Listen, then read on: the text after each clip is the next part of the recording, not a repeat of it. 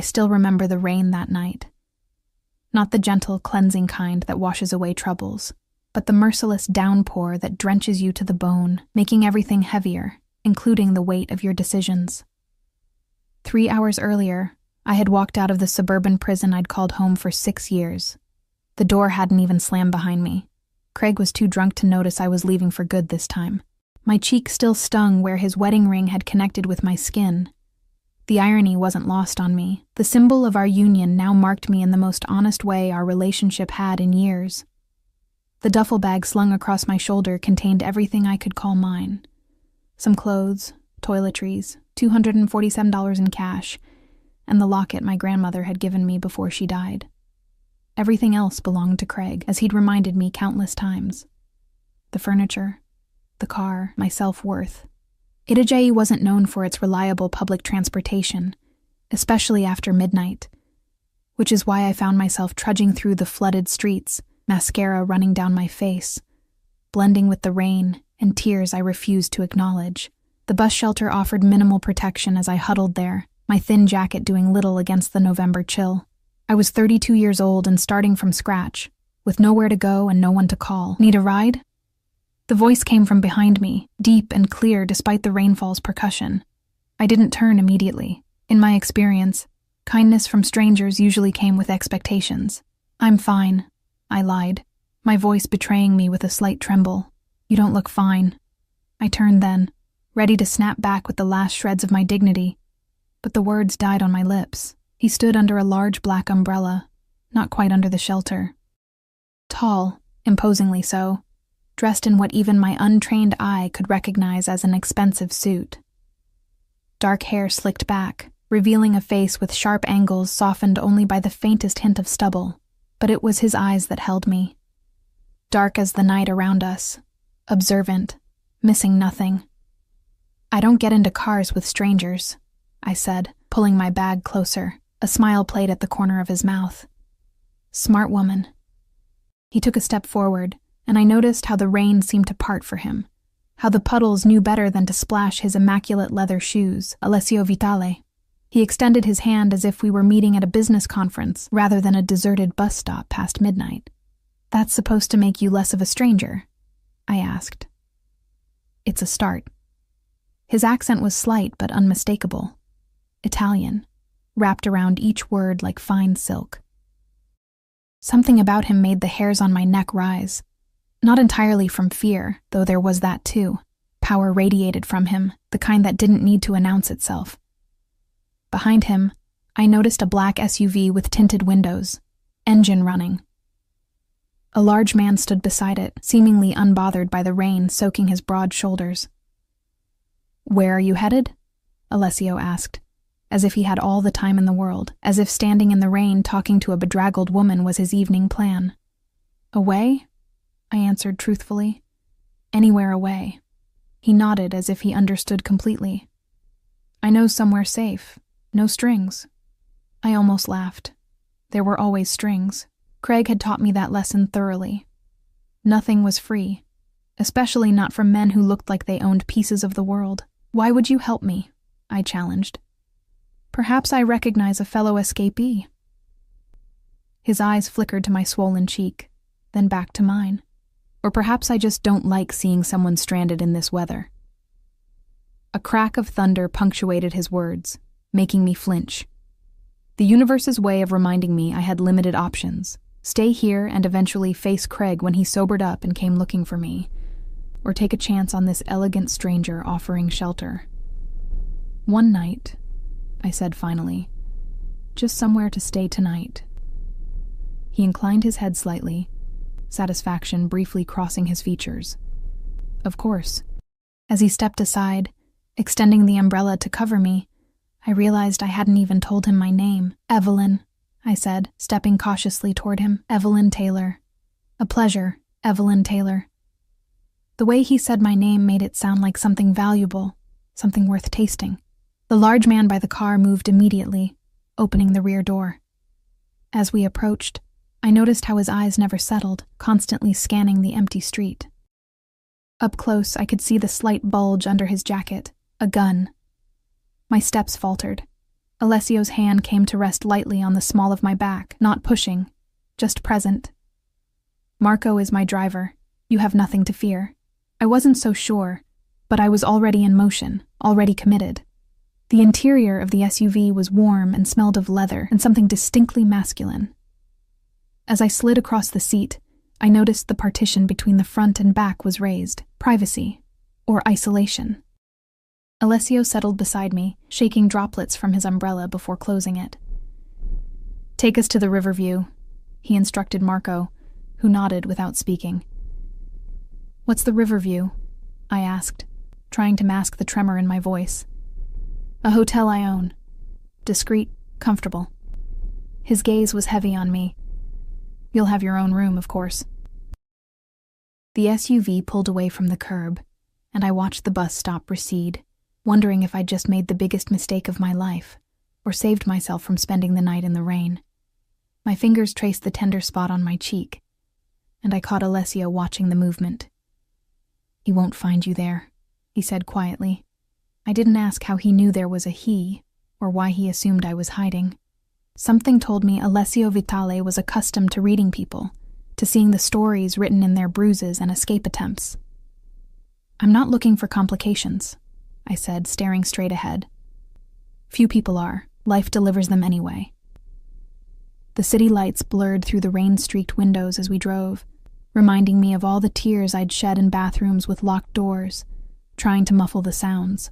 6 years of my life given to a man who'd convinced me I was worthless, while systematically stripping away everyone who told me otherwise.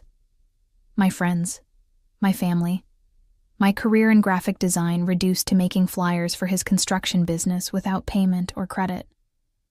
"What were you running from?" I asked suddenly, remembering his words at the bus stop. Alessio turned to me, surprise briefly crossing his features before his expression settled back into its composed mask. "What makes you think I was running? You said you recognized a fellow escapee." A smile touched his lips, perceptive. He was quiet for so long I thought he wouldn't answer. I escaped expectations, family obligations that would have suffocated the man I wanted to become. It wasn't the answer I expected. There was something rehearsed about it, too smooth, like a stone tumbled in water until all rough edges disappeared. We turned onto a street lined with upscale boutiques, now dark and shuttered for the night. At the end of the block stood a building that seemed to rise from the darkness like a monolith, its glass facade reflecting the city lights. The Riverview Hotel. As we pulled under the covered entrance, I noticed there was no sign, no obvious indication that this was a hotel at all. 2 men in suits immediately appeared, one opening Alessio's door while the other circled to mine. "Mr. Vitale," they murmured in unison, with a deference that spoke of more than employer-employee respect. Fear, perhaps, or devotion. The lobby was deserted except for a single attendant behind a sleek desk, who straightened immediately when he saw Alessio. "Mr. Vitale, we weren't expecting you tonight. Last-minute change of plans, Anthony." Alessio's tone was pleasant but left no room for questions. "The Riverside Suite, please." "Of course, sir." The attendant's eyes flicked to me, taking in my disheveled appearance, the bruise blooming on my cheek, before quickly returning to his computer. Alessio placed his hand on the counter, drawing the attendant's attention. "Ms. Taylor will need some things for her stay. Clothes, toiletries. Have Maria handle it." "Right away, sir." I wanted to protest that I couldn't afford whatever designer items he was ordering, that I didn't want to be indebted to him, but exhaustion was catching up with me. One night, I reminded myself, I could figure everything out tomorrow with a clear head. The elevator required a keycard to operate. Alessio swiped his, then pressed the button for the top floor. As we ascended, I caught our reflection in the mirrored walls. Him, immaculate despite the rain, and me, looking like something the storm had dragged in. Water dripped from my hair onto the marble floor. "Why are you doing this?" I asked, meeting his eyes in the reflection. "Why does there have to be a reason? There's always a reason." The elevator doors opened to a short hallway with only one door at the end. Alessio led the way, using another keycard to enter. The Riverside Suite was larger than the entire apartment I'd shared with Craig. Floor-to-ceiling windows offered a panoramic view of the city and the river beyond, lights glimmering through the rain. The decor was understated luxury. Cream-colored furniture, dark wood accents, artwork that looked original and expensive. "The bedroom is through there," Alessio said, gesturing to a door on the right. "The bathroom has everything you should need until Maria brings your things." "I can't pay for this," I said bluntly. "I'm not asking you to."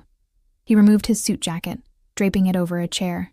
The movement drew my attention to his shoulders, to the way his shirt stretched across them. "I'm not sleeping with you either." The words came out more defensive than I'd intended. Alessio went still, his expression unreadable. "I never suggested you would." His voice had cooled several degrees. "The couch converts to a bed. I'll take it." I felt my cheeks flush with embarrassment, and something else. The strange disappointment of someone whose worth has been reduced to one thing for so long that they begin to believe it themselves. I didn't mean, "Get some rest, Evelyn." He walked to a cabinet and withdrew a crystal tumbler and a bottle of amber liquid. "Tomorrow is soon enough to figure out your next steps." I retreated to the bedroom, closing the door behind me. The king-sized bed looked like heaven after the night I'd had, but I forced myself to shower first, washing away the rain and the lingering touch of Craig's hands. The hot water stung the cut on my cheek, a reminder of what I'd left behind. When I emerged, wrapped in a plush robe I'd found hanging on the door, I noticed clothes laid out on the bed, silk pajamas that looked expensive and new, still with tags attached. Maria had come and gone while I was in the shower. The thought of someone entering the room without me knowing sent a chill down my spine. I dressed quickly, then hesitated by the door. Through it, I could hear Alessio speaking quietly, his voice too low to make out words. A business call at this hour? Or was he telling someone about the stray he'd picked up? My bag sat on a chair near the bed, and I rummaged through it, counting my meager cash again. Not enough for a hotel, but maybe enough for a bus ticket out of town tomorrow. I needed a plan. Needed to disappear before Craig started looking for me in earnest. A soft knock on the door made me jump. "Evelyn?" Alessio's voice was muffled through the wood. "I've ordered some food if you're hungry." My stomach growled in response. I couldn't remember the last time I'd eaten. When I opened the door, Alessio was standing there, his tie removed, the top buttons of his shirt undone. He looked younger somehow, less intimidating, though the intensity in his eyes remained unchanged.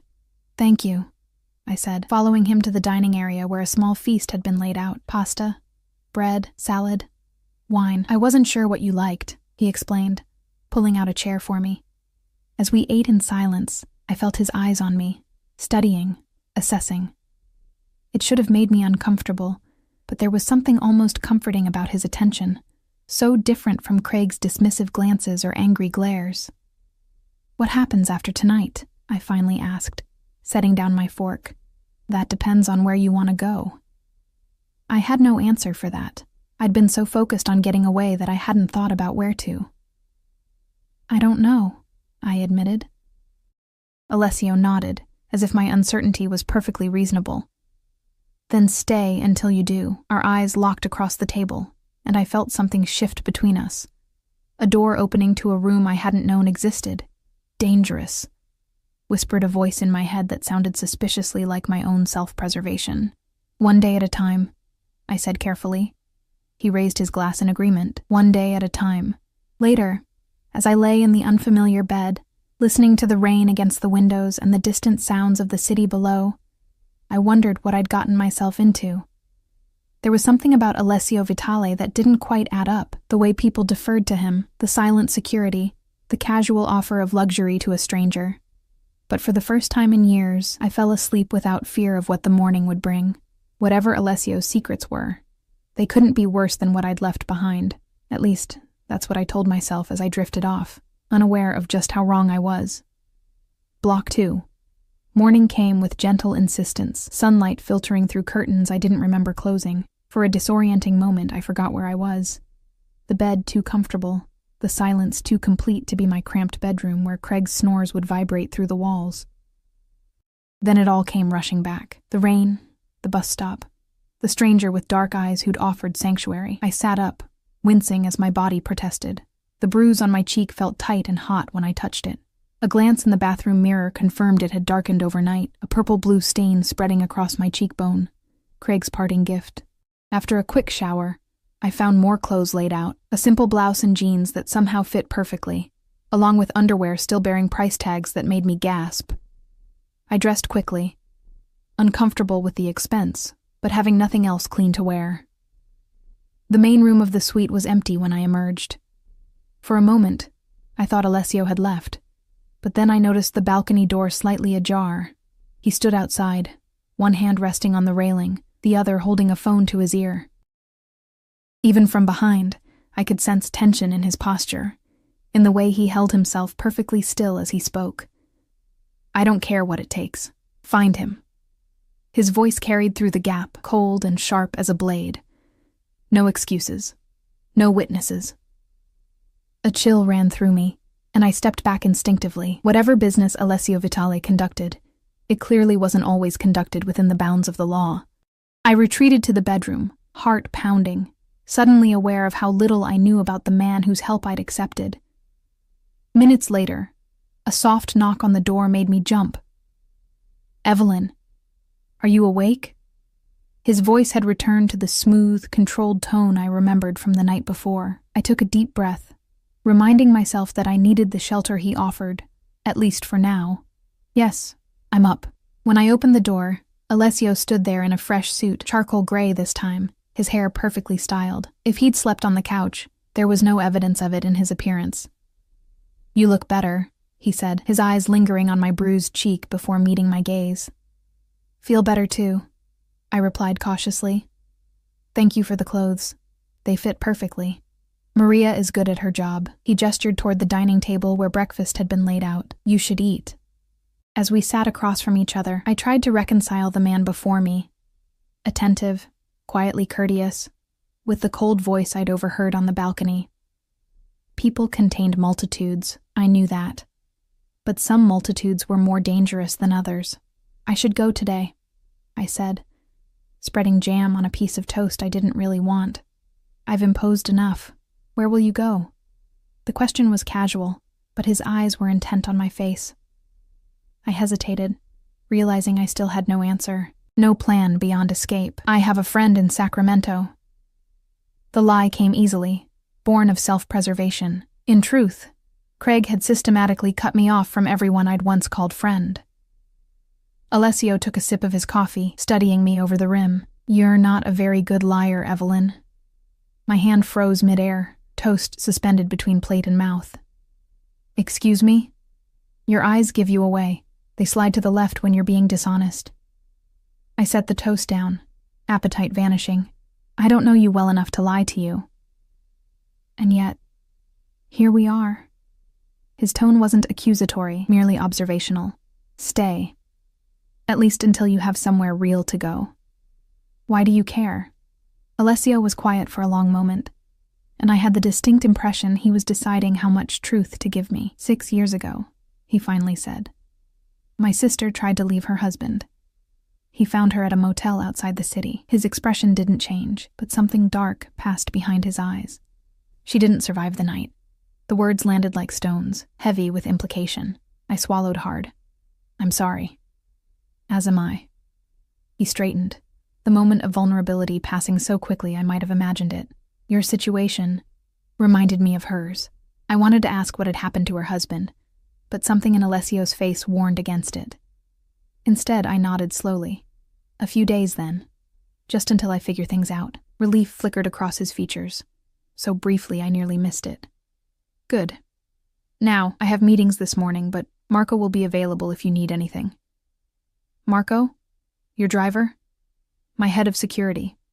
He stood, adjusting his cufflinks. "He'll take you wherever you want to go. Shopping, sightseeing. The city is yours to explore." The casual offer of a personal driver, a security chief no less, struck me again as excessive. "What exactly do you do, Alessio?" A smile touched his lips. "I'm in logistics, import, export, moving valuable things from one place to another." He retrieved his phone from the table. "I also have interests in real estate and hospitality, hence this hotel." It sounded legitimate enough, but something in the practiced way he delivered the explanation made me wonder. "Will you be back tonight?" I asked. surprised by my own question. "I'll join you for dinner." He moved toward the door, then paused.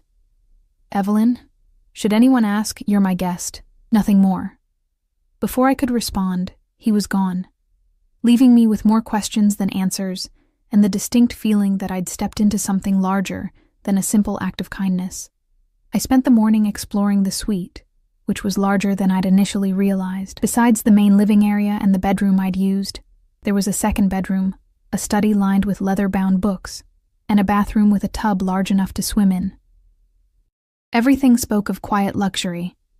Nothing flashy, but clearly expensive. In the study, I found myself drawn to the books, real books, not just decorative spines. Many were in Italian, but there were classics in English too. Hemingway, Fitzgerald, Shakespeare. I ran my fingers along the spines, wondering what these choices said about Alessio Vitale. A knock at the suite's main door interrupted my exploration. When I opened it, I found Marco standing in the hallway, his massive frame nearly filling the doorway. Up close and in daylight, he was even more intimidating than he'd been in the rain.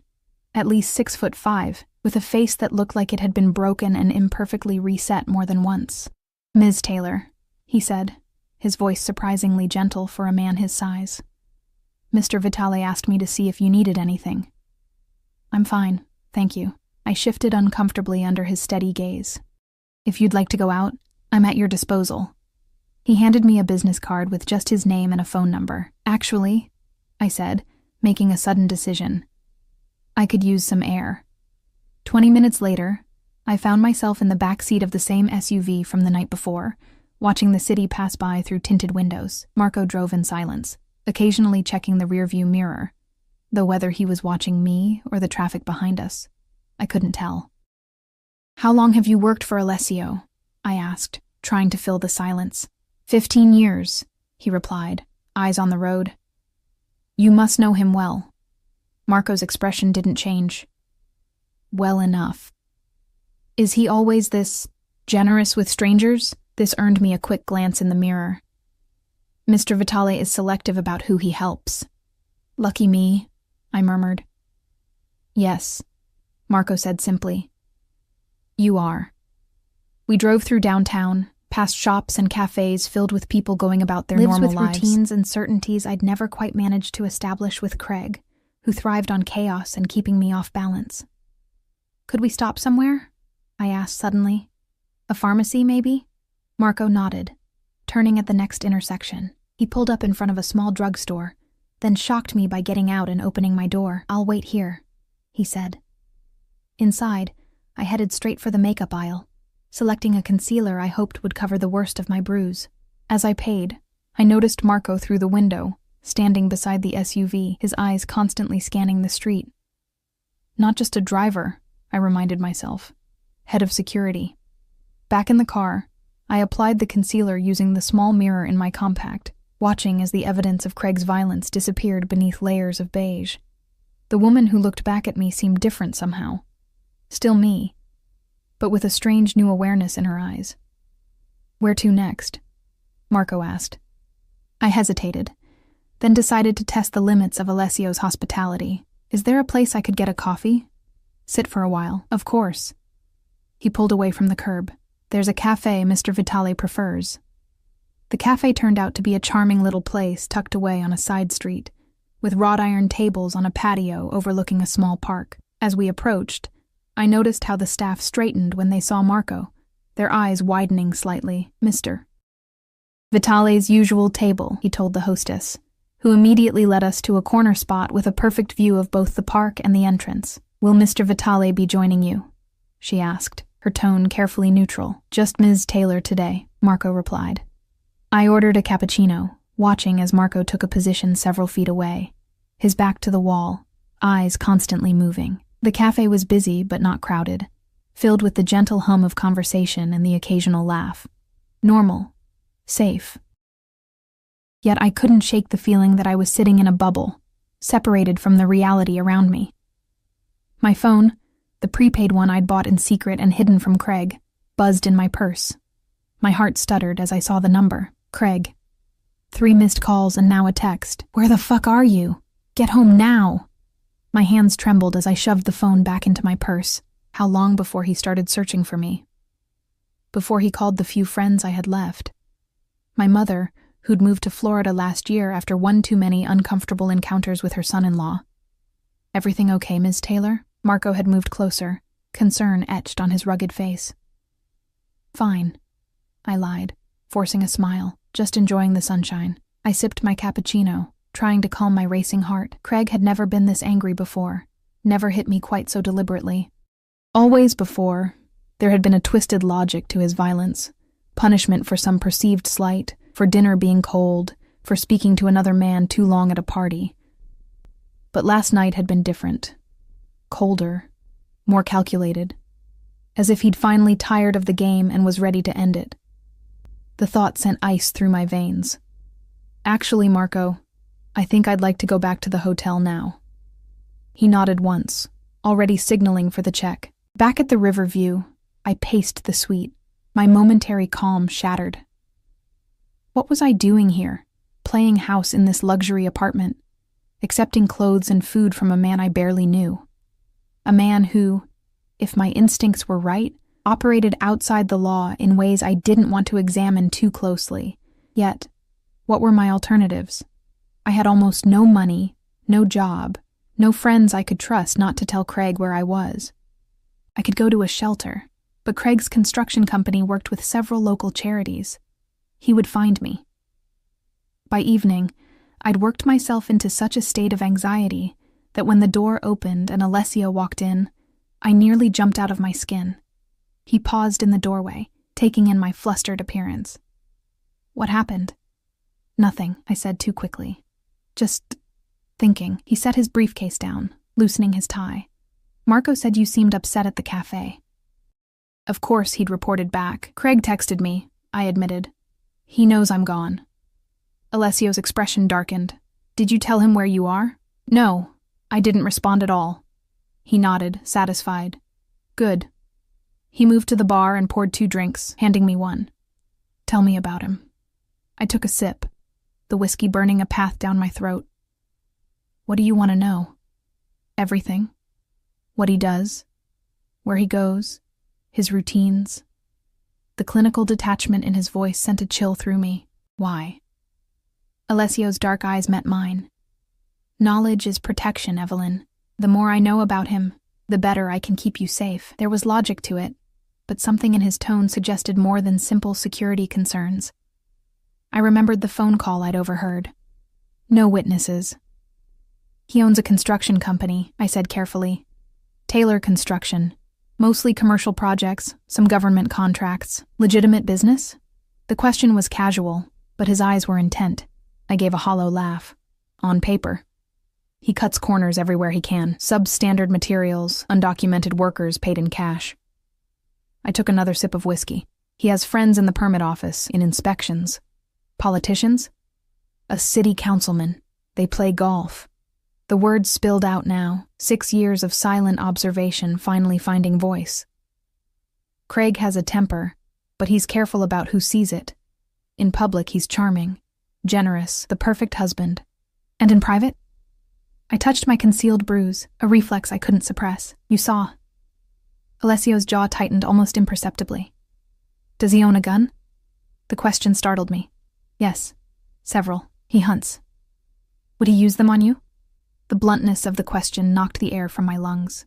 "Would he?" A month ago, I'd have said no without hesitation. Now, I wasn't so sure. "I don't know," I whispered.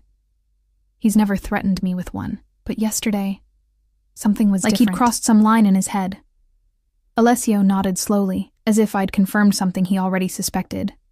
"You won't go back to him?" It wasn't a question, but I answered anyway. "No." "Good."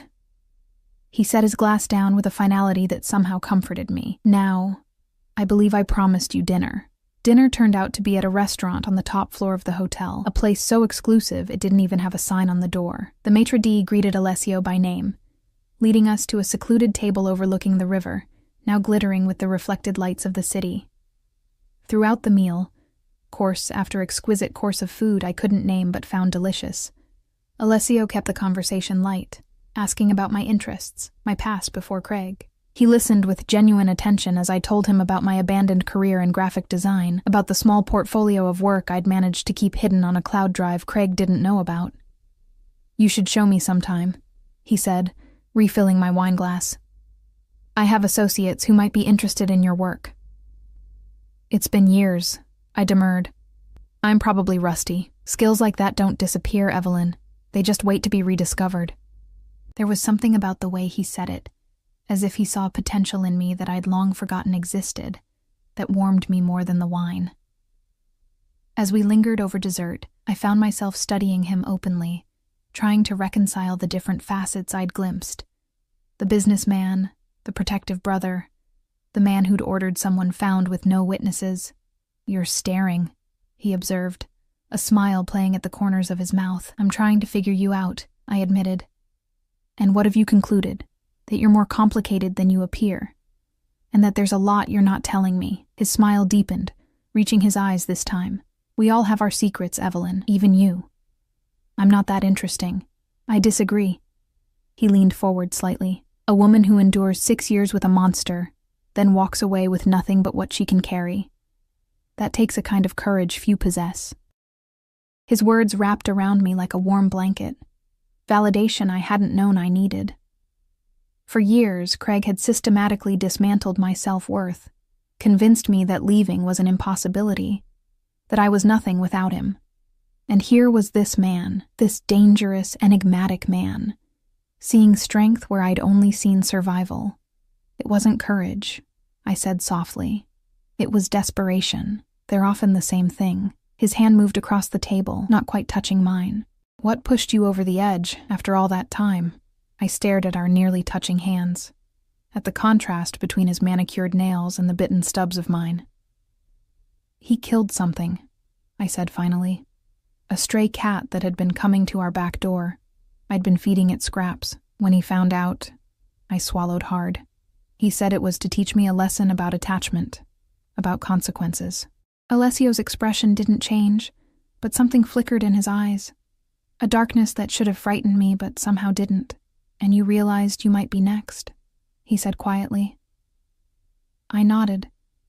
Not right away, but later that night when he hit me, I saw something in his eyes I'd never seen before, like he was looking at me the way he'd looked at that cat. Alessio's hand finally closed over mine, warm and solid. "You won't go back," he repeated, and this time it sounded like a promise. As we walked back to the suite, his hand resting lightly on my lower back, I was acutely aware of the eyes that followed us. Hotel staff, security personnel positioned discreetly at intervals, even other guests. All watching with a mixture of curiosity and deference that spoke volumes about Alessio's position, whatever it truly was. At the door to the suite, he paused. "I have calls to make. Business in Europe doesn't wait for our time zone."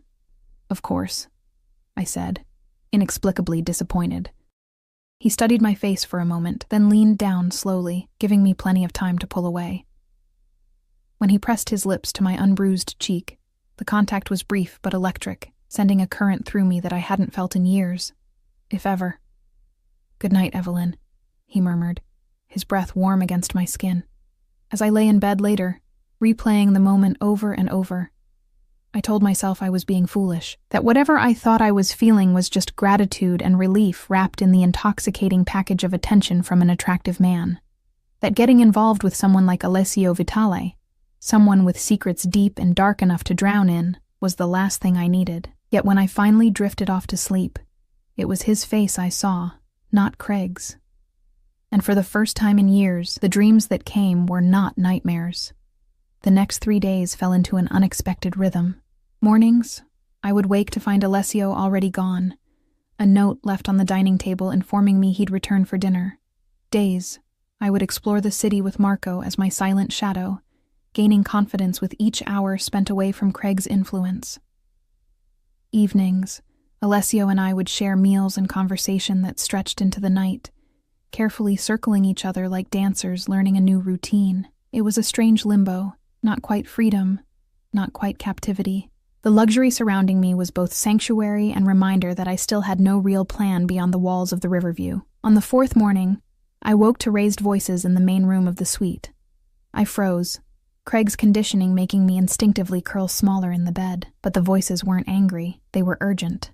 And one belonged to Alessio. Needs to be handled today, not tomorrow, not next week. His voice was controlled, but tight with tension.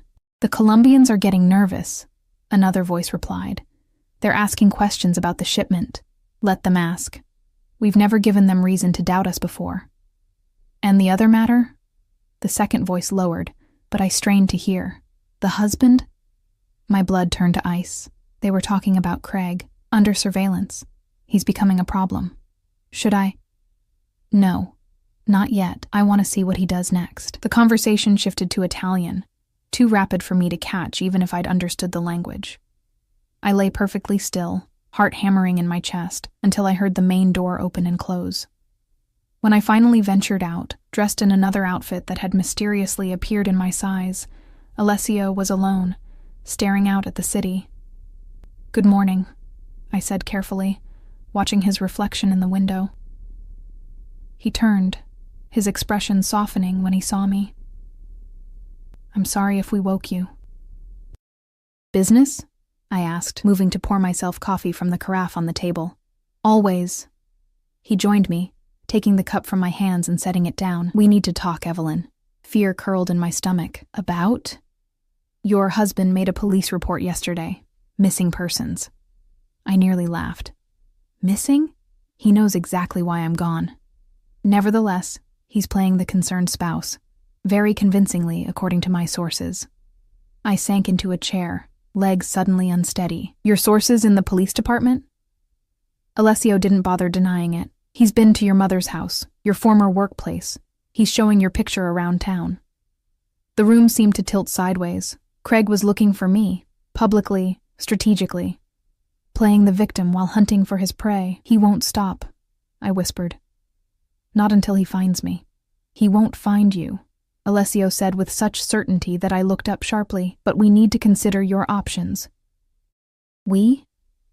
He knelt before my chair, taking my hands in his. "Yes, we.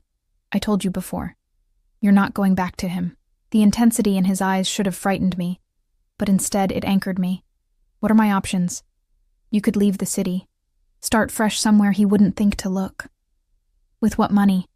What identification?" "He has everything, Alessio." The panic rose in my throat. "My ID, my social security card, my birth certificate. I can't even get on a plane. I can arrange those things." Of course he could. And then what? Live looking over my shoulder forever? He's not the type to let go. Not ever. Alessio's jaw tightened. "There's another option." "Which is?" "Stay with me." He said it simply, as if offering me coffee rather than a complete upheaval of my existence. "Not here in the hotel. I have a house outside the city, private, secure. And do what? Be your... what? Girlfriend? Mistress?" The words came out harsher than I intended. "Be safe," he countered. "Until we deal with the situation permanently." The way he said permanently sent a chill through me. What does that mean exactly? Alessio stood, moving away slightly. "It means I can ensure he never bothers you again." "By doing what?" I pressed, needing to hear him say it. His eyes met mine, dark and unreadable. "By whatever means necessary." The air between us grew heavy with unspoken implications. I should have been horrified, should have run from the room, from the hotel, from this man who spoke so calmly of violence. Instead, I felt something dangerously close to relief. "I can't ask you to do that," I said finally. "Whatever that is. You're not asking. I'm offering." I studied him. This man who'd become my unexpected protector. "Who are you really, Alessio? You know who I am. I know what you've shown me." He seemed to consider this, weighing how much truth to give. "I run an organization," he said carefully. "A family business, you might say. Import, export, as I told you before. But also, problem solving. You're in the Mafia." The words slipped out before I could stop them. His smile was slight but genuine. "Such an American term. We prefer La Familia." The confirmation should have shocked me, but it only crystallized what I'd already suspected. The deference from others, the security, the resources at his disposal, it all made sense now. And I'm what? A charity case? A distraction? I asked, surprised by the hurt in my voice. Alessio moved closer again, his hand coming up to brush my cheek where the bruise had faded to a yellowish shadow. You are someone who needed help when our paths crossed. Someone who matters to me now. The simple honesty in his voice broke something loose inside me, a dam holding back emotions I'd suppressed for years. Before I realized what I was doing, I leaned forward, pressing my lips to his. For a heartbeat, he remained still. Then his arms came around me, pulling me closer as he deepened the kiss. There was nothing tentative about the way he claimed my mouth, nothing hesitant in how his hands spread across my back, pressing me to him as if he could absorb me into himself. When we finally broke apart, both breathing hard, I saw something in his eyes I hadn't before. Vulnerability beneath the control, need beneath the power. I should leave, I said, though I made no move to step away. This is complicated. Life is complicated, he replied, his thumb tracing my lower lip. It doesn't mean we don't live it. The ringing of his phone shattered the moment. Alessio glanced at the screen, his expression hardening. I have to take this. As he moved away to answer, speaking rapid Italian, I touched my lips, still feeling the pressure of his kiss. What was I doing? Jumping from one dangerous man to another? Yet Alessio's danger felt different. Not directed at me, but at the world that would harm me. When he returned, his face was composed once more, though tension radiated from him. I have to go out. Business that can't wait. Is everything okay? A minor complication. He retrieved his jacket from the back of a chair. Marco will stay with you. Don't leave the hotel today. The command in his voice triggered an old defensiveness. I'm not a prisoner, Alessio. He paused, softening visibly. No, you're not. But you are in danger, more than you realize. Please, Evelyn, for your safety. Put that way, I couldn't argue. All right. For today. He nodded, satisfied, then crossed to me again, pressing another brief but intense kiss to my lips. We'll continue this conversation tonight. After he left, I paced the suite, my mind racing with everything that had happened. Alessio Vitale, not just a businessman with a dark edge, but an actual Mafia boss, and I'd kissed him. Wanted more than kisses, if I was honest with myself. My phone buzzed from the bedroom. I retrieved it from the nightstand where I'd left it, seeing Craig's number again. Instead of a text this time, there was a voicemail. Against my better judgment, I pressed play. I know you're still in the city. His voice was eerily calm, more frightening than his shouts had ever been. Did you think I wouldn't find out about your little Italian? Your fancy hotel? You've made a very big mistake, Evie. Come home now, and maybe, I can forgive you. But if you make me come get you. The message ended with his soft, terrible laughter. The phone slipped from my numb fingers, clattering to the floor. He knew, somehow, he knew where I was, who I was with. The walls of my sanctuary suddenly felt paper thin. I needed to warn Alessio, needed to tell him that Craig knew that he was coming. I looked around frantically for Marco's card, finding it in my purse. As I dialed, a knock came at the suite door. Cautious after Craig's message, I approached slowly. Who is it? Room service, ma'am. I hadn't ordered anything. I didn't call for room service. A pause. Mr. Vitale arranged it before he left. Lunch. It seemed plausible. Alessio was always thinking ahead, always providing. I opened the door. Craig stood there. A hotel uniform jacket stretched too tight across his shoulders. A room service cart before him. Hello, Evie, he said, shoving the cart forward into my stomach, forcing me back as he stepped into the suite. Missed me? The door clicked shut behind Craig with terrible finality. I stumbled backward, the service cart between us like a flimsy barricade. 6 years of conditioning made my body freeze, my throat close, my mind go blank with familiar terror. Nice place, Craig said, looking around the suite with exaggerated appreciation. Way above your pay grade, but then, you're not paying, are you? I glanced toward the bedroom where my phone lay on the floor. Marco's number still displayed. If I could just reach it. Looking for this? Craig pulled a gun from his waistband, holding it casually at his side. Don't bother running, Evie. We both know you never get far. How did you find me? I managed, my voice barely audible. He smiled, that charming smile that had once made me believe I was the luckiest woman alive. You think I don't have friends? One of them saw you at a cafe with your bodyguard. His face twisted. You're sleeping with a gangster now? That's how little respect you have for our marriage? There is no marriage, I said, finding strength in the truth. Not anymore. Craig's expression darkened. Till death do us part, remember? Those were the vows you took. The menace in his voice made my skin crawl. I edged sideways, trying to create distance. What do you want, Craig? What's mine?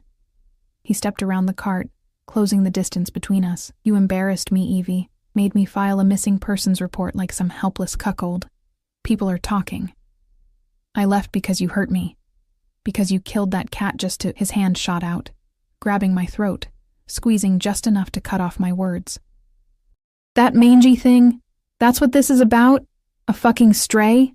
Let go, I gasped, clawing at his fingers. We're leaving, he said, dragging me toward the door. Right now, before your Italian boyfriend gets back.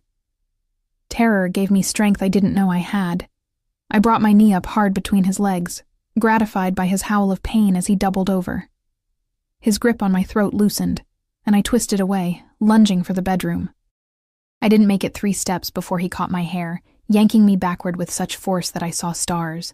The gun came up, pressing against my temple. Try that again, he hissed, his breath hot against my ear. And I'll paint these fancy walls with your brains. They'll kill you, I whispered. Alessio will hunt you down. Craig laughed, the sound vibrating through me. You think I'm afraid of some import-export thug? I've got friends too, Evie.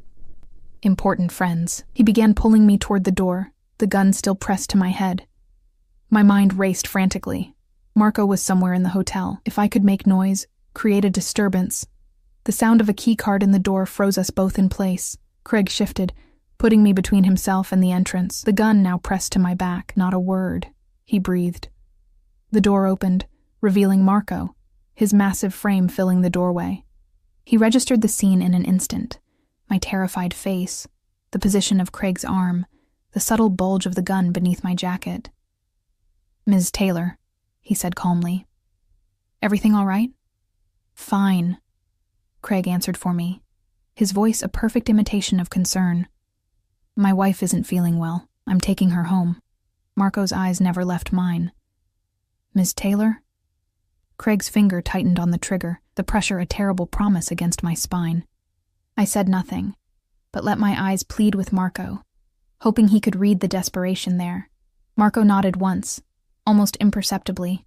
Let me help you to the car then. We've got it, thanks, Craig said, edging us toward the door. What happened next unfolded so quickly I barely processed it. Marco stepped aside as if to let us pass, then moved with a speed incongruous with his size. One moment Craig was behind me, the next he was on the floor, Marco's knee in his back, the gun skittering across the carpet. Run!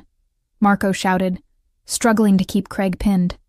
I bolted for the door, but Craig's hand shot out, catching my ankle and sending me sprawling.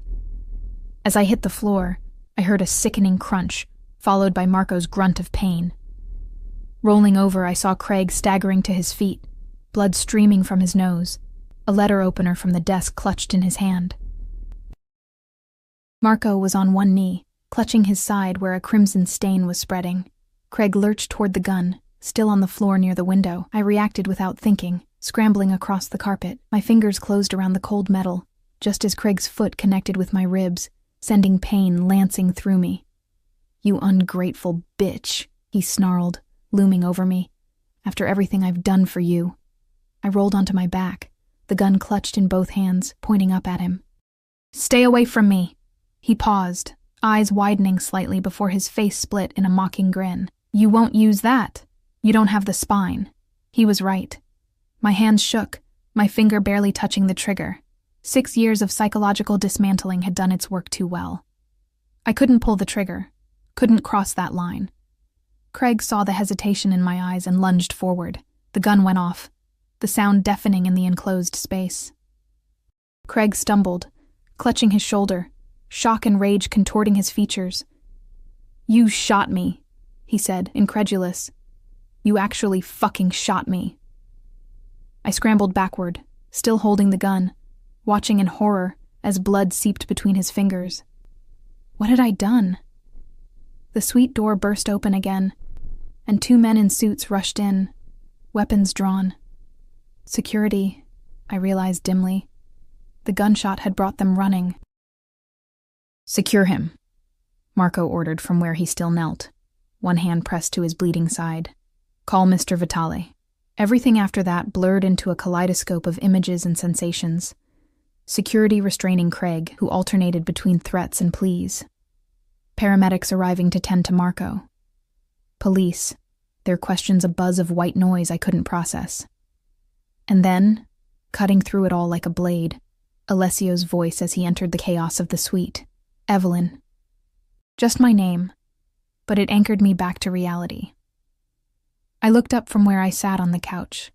A blanket someone had draped around my shoulders, the gun long since taken from my numb fingers. Alessio crossed the room in swift strides, kneeling before me. His hands cupped my face, turning it gently as he examined me for injuries. "Are you hurt?" I shook my head, though my ribs throbbed where Craig had kicked me. "Marco, we'll be fine. The wound is superficial." His eyes, usually so controlled, blazed with an emotion I couldn't name. "I should never have left you." "He knew," I whispered. "Craig knew where I was, who you were." Alessio's jaw tightened.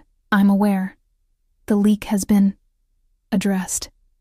The cold precision of his words should have disturbed me, but I felt only a distant relief. "The police are handling everything according to protocol," he finished smoothly. "Your husband attacked you in your hotel room. You defended yourself. Marco and hotel security will corroborate." I stared at him, understanding dawning slowly. "You have the police in your pocket too." "Not all of them," he said with a slight smile, "but enough." A detective approached, his manner deferential as he addressed Alessio. "Mr. Vitale, we'll need Ms. Taylor's statement tomorrow," Alessio said firmly. "She's in shock." The detective hesitated, then nodded. "Of course, first thing tomorrow." He handed me his card. "We've taken your husband to the hospital under guard. He'll be charged with assault, breaking and entering, attempted kidnapping, and assault with a deadly weapon. Will that be enough to hold him?" I asked, remembering Craig's boasts about his important friends. "With Mr. Vitale's security footage backing your statement, absolutely." After they left, taking Craig's blood and the chaos with them, the suite fell into an eerie silence. Alessio sat beside me, his arm around my shoulders, solid and warm. "What happens now?" I asked, my voice small in the quiet. "Now, you rest," he said, pressing a kiss to my temple. "Tomorrow, we move to my house as planned." "And Craig?" Alessio's expression hardened. "Craig will never bother you again." "You can't kill him," I said, the words tumbling out before I could stop them. He raised an eyebrow. "Can I?" "I don't want that," I insisted. "I don't want his blood on your hands. Or mine." Alessio was silent for a long moment, studying me with those dark, unfathomable eyes. "Even after everything he's done?" Especially after everything, I took his hand, feeling its strength, its capacity for violence and tenderness alike. "I want to be free of him, yes, but not like that." Something shifted in his expression. Respect, perhaps, or understanding. "There are other ways," he said finally. "Less permanent, but effective." "What ways?" "Evidence," he said simply. "Of his corruption, his criminal connections. Enough to ensure he goes to prison for a very long time, regardless of his important friends." Relief washed over me, followed quickly by exhaustion. The adrenaline that had kept me functioning was ebbing, leaving me hollow and drained. Alessio seemed to sense it, gathering me into his arms as he stood. "Sleep now," he murmured, carrying me to the bedroom. "I'll be here when you wake." As he laid me gently on the bed, I caught his hand. "Stay," I whispered. "Please." He hesitated only a moment before stretching out beside me, gathering me against his chest. His heartbeat was steady beneath my ear, his arms secure around me. "I thought I'd lost you today," he said quietly into the darkness. When I got that call, I lifted my head, finding his face in the shadows. I'm still here. Yes, he agreed, his hand coming up to stroke my hair. And as long as I'm breathing, you always will be. The promise in his voice should have frightened me. Its intensity, its possessiveness. Instead, it wrapped around me like armor, protection after years of vulnerability. As I drifted toward sleep, safe in the arms of a man who commanded fear from others, but showed me only tenderness, I realized that for the first time in years, I wasn't afraid of tomorrow. Morning came with gentle insistence, sunlight filtering through curtains that had been drawn sometime during my restless sleep. I blinked awake to find Alessio sitting on the edge of the bed, already dressed in another impeccable suit, watching me with an intensity that sent warmth spreading through my chest. "You're still here," I said, voice raspy from sleep and yesterday's ordeal. "I promised I would be." He reached out, brushing hair from my face with a tenderness that belied the power I knew his hands possessed. "How do you feel?"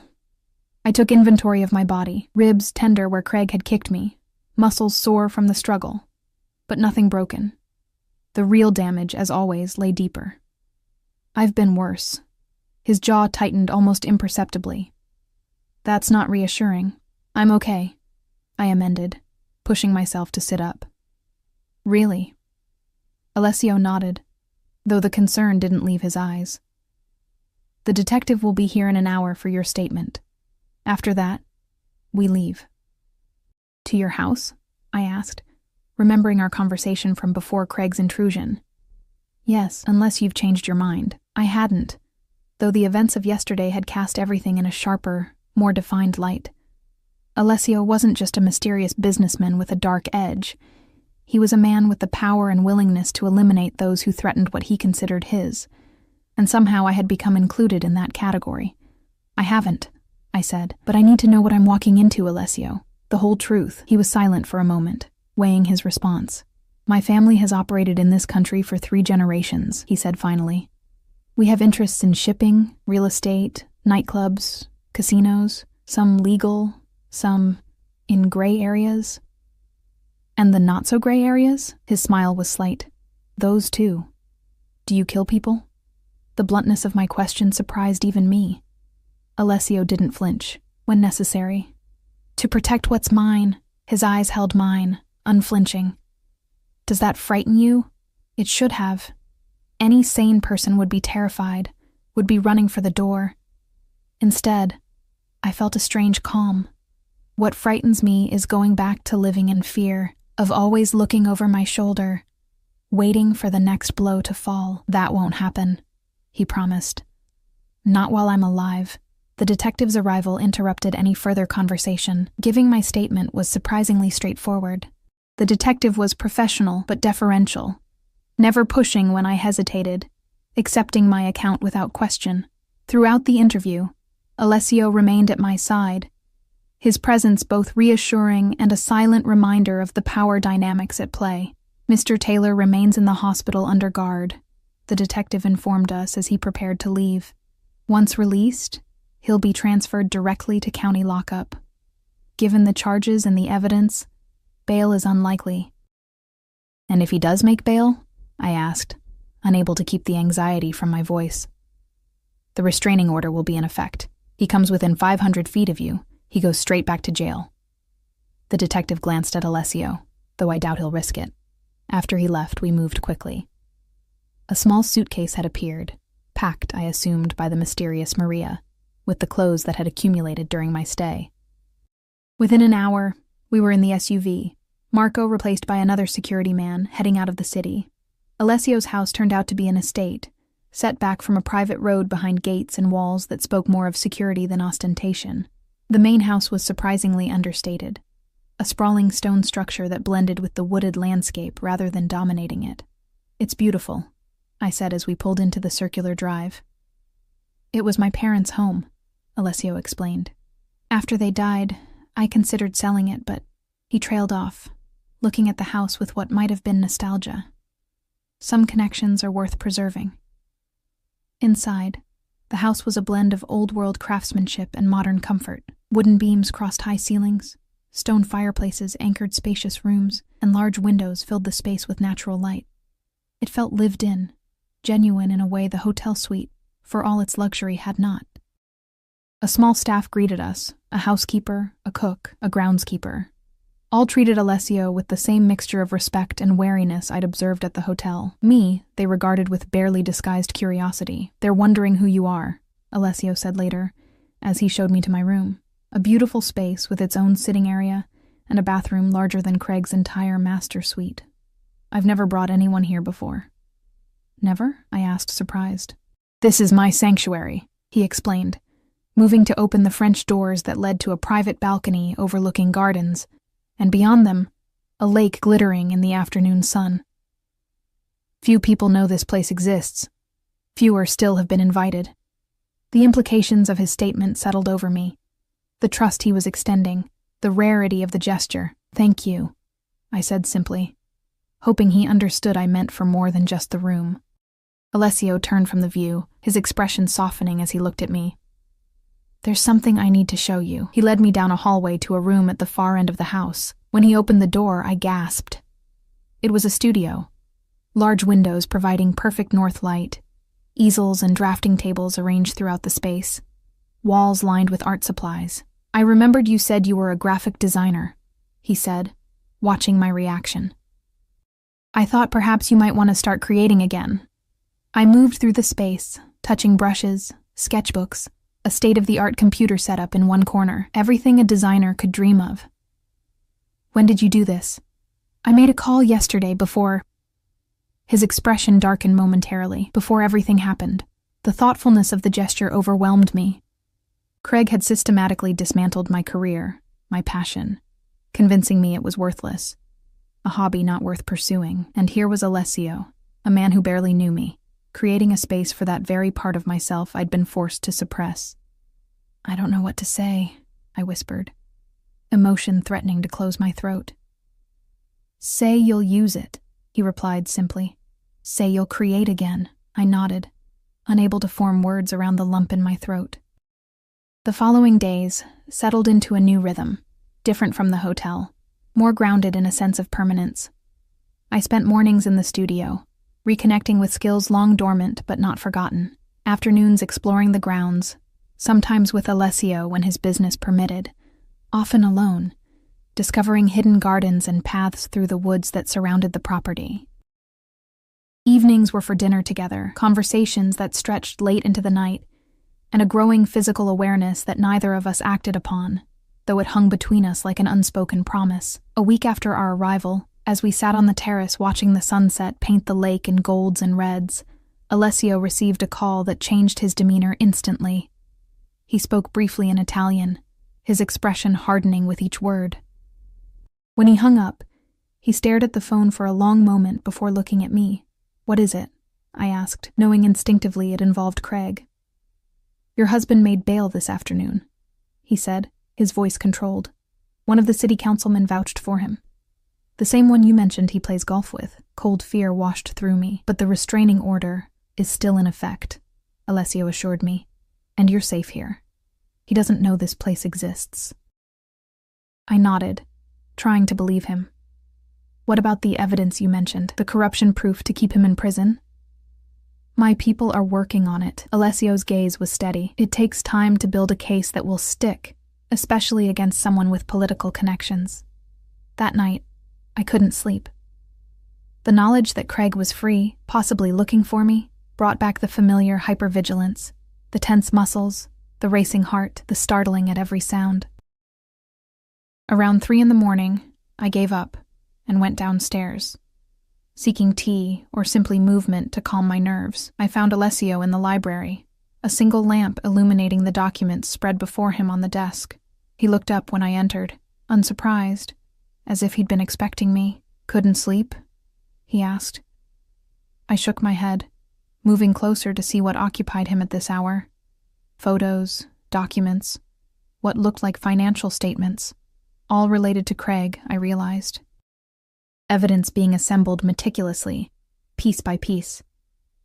"Neither could I," Alessio admitted, leaning back in his chair. "Not while he's out there, thinking he can still reach you. Something in his voice made me look at him more closely. What are you planning? Nothing you need to worry about, Alessio. I placed my hand over the documents, forcing him to meet my eyes. No violence. You promised. His expression softened. I remember. And I'll keep that promise. He took my hand, turning it over to trace the lines of my palm. But I can't promise he won't suffer in other ways. I should have objected, should have insisted on complete nonviolence. Instead, I found myself nodding.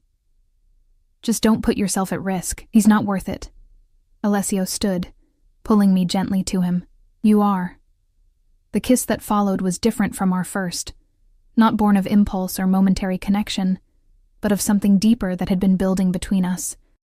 His hands cradled my face as if I were something precious, his lips moving against mine with a reverence that made my heart ache. When we broke apart, his forehead rested against mine, our breath mingling in the quiet of the library. Stay with me tonight, he murmured, just to sleep. I don't want you alone with your fears. In his bedroom, a masculine space of dark woods and deep blues, we lay together, my back against his chest, his arms secure around my waist. For the first time since learning of Craig's release, I felt my muscles relax, my breathing slow. I think I'm falling in love with you, I whispered into the darkness, not sure if he was still awake to hear it. His arm tightened around me. I know I've already fallen, he replied, his lips brushing my shoulder. From the moment I saw you at that bus stop, trying so hard to be brave. 2 days later, the news broke. Craig Taylor, owner of Taylor Construction, arrested on multiple charges of fraud, money laundering, tax evasion, and bribery. The city councilman implicated as well. Their mugshots splashed across every local news outlet, their reputations in tatters. You're doing? I asked Alessio as we watched the coverage. He shrugged, a small smile playing at his lips. Let's just say my organization has resources that made the evidence impossible to ignore or bury. The trial was swift by legal standards, the evidence overwhelming. When the verdict came, guilty on all counts, with a sentence of 15 years, I felt a weight lift that I hadn't known I was carrying. Not just the fear of Craig finding me, but the deeper burden of the life I'd left behind. With his conviction, the divorce proceedings I'd initiated moved forward unopposed, fast-tracked by judges who mysteriously seemed eager to accommodate. 6 months to the day from when Alessio had found me at that rain-soaked bus stop, I stood in the studio he'd created for me, putting the finishing touches on a new logo for one of his legitimate businesses. My freelance design career had flourished, with Alessio's connections opening doors, but my talent keeping them open. Arms wrapped around me from behind, lips brushing my neck. Working late again? Alessio murmured. I leaned back into his embrace. Just finishing up. What about you? How was Milan? Productive. He turned me to face him, his eyes roaming my face as if memorizing it after his 3-day absence. But lonely. Well, you're home now. The word came naturally. Home. This place that had started as refuge had become something more, a beginning. Alessio's hands framed my face. Marry me. The question, not really a question at all, hung between us. There were 1,000 reasons to say no. His world, his business, the danger that would always surround him, the fact that I was barely 6 months divorced from a marriage that had nearly destroyed me, yet there was only one reason that mattered for saying yes. In his arms, with all his complications and darkness, I had found not just safety, but something I'd thought forever beyond my reach. Happiness. Yes, I said simply. His smile, rare and transformative, lit his face before he claimed my lips in a kiss that held both passion and promise. Whatever came next, whatever challenges his world might bring, we would face them together, not as victim and savior, but as equals who had chosen each other with eyes wide open. Outside, rain began to fall, gentle and cleansing, so different from the storm that had brought us together, a reminder that sometimes the darkest nights lead to the brightest beginnings.